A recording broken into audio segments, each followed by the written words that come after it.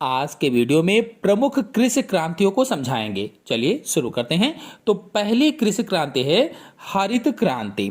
हरित क्रांति का संबंध कृषि क्षेत्र में उत्पादन तकनीक में सुधार एवं कृषि उत्पादकता में वृद्धि करने से है। कहने का मतलब ये है कि जो हरित क्रांति है ये कृषि से संबंधित है, कृषि से, और इस क्षेत्र में उत्पादन तकनीक में कैसे सुधार हो और कृषि की उत्पादकता कैसे बढ़े, उसकी वृद्धि कैसे हो, इससे संबंधित है। इस क्रांति का श्रेय अमेरिकी वैज्ञानिक डॉक्टर नॉर्मन बोरलॉग, अमेरिकी वैज्ञानिक कौन? डॉक्टर नॉर्मन बोरलॉग, और भारत के वैज्ञानिक डॉक्टर एम.एस. स्वामीनाथन को जाता है। अगर अमेरिका के वैज्ञानिक को देखा जाए तो डॉक्टर नॉर्मन बोरलॉग, और भारत के वैज्ञानिक को देखा जाए इस क्रांति का श्रेय किसको जाता है? नॉर्मन बोरलॉग और एम.एस. स्वामीनाथन का। अब दूसरी क्रांति है पीली क्रांति। तो पीली क्रांति क्या है? खाद्य तेलों और तिलहन फसलों के उत्पादन के क्षेत्र में अनुसंधान व विकास से संबद्ध है।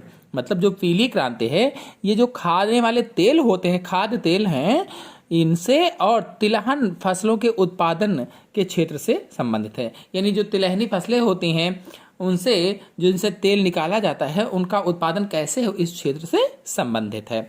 और फिर अगली क्रांति है श्वेत क्रांति। तो श्वेत क्रांति क्या है? तो दूध के क्षेत्र में क्रांति उत्पन्न करके उत्पादकता बढ़ाने के कार्यक्रम को ही श्वेत क्रांति नाम दिया गया है। यानी दुग्ध क्रांति ही श्वेत क्रांति है। तो दूध के क्षेत्र में कैसे उत्पादन हो, कैसे उत्पादन बढ़े अच्छा, इसी को श्वेत क्रांति कहा गया है। और श्वेत क्रांति की गति को और तेज करने के उद्देश्य से ऑपरेशन फ्लड नामक योजना की आरंभ की गई है। अगर कहा जाए कि इसे और तेज कैसे किया गया है तो ऑपरेशन फ्लड की सहायता से श्वेत क्रांति की गति को और तेज किया गया है। और इस क्रांति का श्रेय भारत के डॉक्टर वर्गीस कुरियन को जाता है। यानी श्वेत क्रांति का श्रेय किसे जाता है? डॉक्टर वर्गीस कुरियन को जाता है। और फिर अगली क्रांति है नीली क्रांति। तो मछली उत्पादन के क्षेत्र में हुई प्रगति को नीली क्रांति के रूप में जाना जाता है। जो मछली उत्पादन है इसके क्षेत्र में हुई प्रगति को नीली क्रांति कहा जाता है। और फिर अगला है गुलाबी क्रांति। तो मांस व्यापार के क्षेत्र में हुई प्रगति को गुलाबी क्रांति के रूप में जाना जाता है। मांस व्यापार के क्षेत्र में जो प्रगति होती है उसे ही गुलाबी क्रांति के नाम से जानते हैं। फिर अगला है सुनहरी क्रांति। तो फल उत्पादन के क्षेत्र में हुई प्रगति को सुनहरी क्रांति के रूप में जाना जाता है। जो फल उत्पादन है इस क्षेत्र में हुई प्रगति जो है उससे ही सुनहरी क्रांति के रूप में जाना जाता है। फिर अगला है भूरी क्रांति। तो गैर परंपरागत ईंधन के उत्पादन के क्षेत्र में हुई क्रांति के रूप में जाना जाता है। गैर परंपरागत जो ईंधन होता है उसका जो उत्पादन है इसी क्षेत्र में हुई जो क्रांति है उसे ही भूरी क्रांति के नाम से जाना जाता है। फिर अगला है अमृत क्रांति। तो नदियों को जोड़ने की योजना ही अमृत क्रांति कहलाती है।